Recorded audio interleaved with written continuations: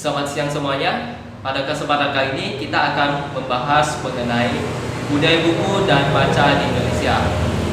Pada kesempatan ini kita kedatangan dari pakar budaya buku dan baca di Indonesia. Selamat siang Pak. Selamat siang.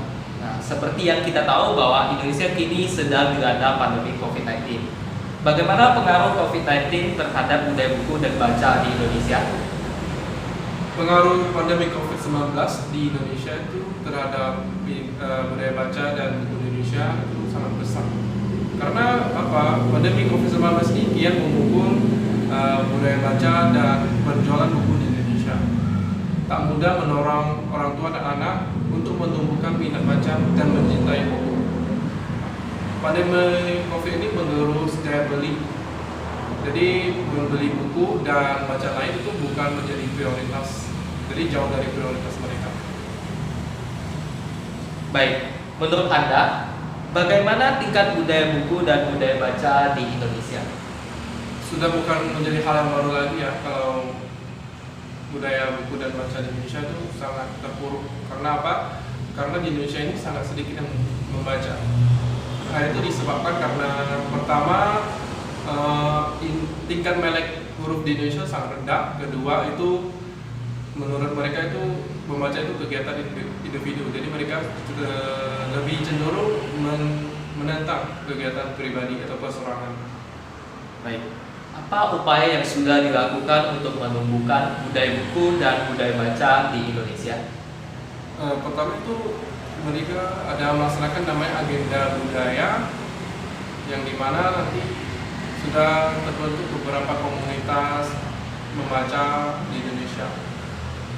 Pada tahun 1970-an itu juga ada yang namanya Pustaka Jaya yang mengirimkan buku-buku cerita. Tapi sebelumnya juga ada kayak Balai Pustaka. Nah, zaman sekarang sudah banyak juga penerbit-penerbit buku yang sudah hadir. Baik. Apakah budaya buku dan budaya baca di Indonesia sudah meningkat seiring meningkatnya angka melek huruf?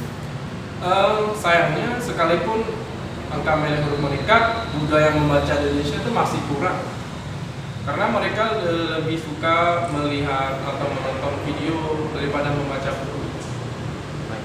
Bagaimana cara mempertahankan budaya buku dan budaya baca di zaman yang sudah semakin berkembang ini? Oke, jadi bagaimana sih kita mempertahankan budaya buku dan budaya baca di zaman sekarang? Apalagi yang pada zaman sekarang itu lebih banyak yang membaca dari HP ya. Salah satunya itu melakukan digitalisasi terhadap buku yang ada. Nah, terus diperlukan juga yang namanya agenda budaya guna untuk membentuk masa depan budaya baca dan perbukuan di Indonesia. Nah, tentu saja itu tidak semudah membalikkan telapak tangan. Apalagi stopisme virtual menjadi buah bibir di media sosial. Jauh lebih menarik bagi generasi kini. Mungkin itulah sebab beberapa pesohor, politisi, penceramah agama itu bahkan ilmuwan lebih memilih jadi YouTuber atau influencer. Karena apa? Orang-orang lebih suka melalui nonton gitu. Baik, terima kasih atas wawancara hari ini. Selamat siang dan sampai jumpa.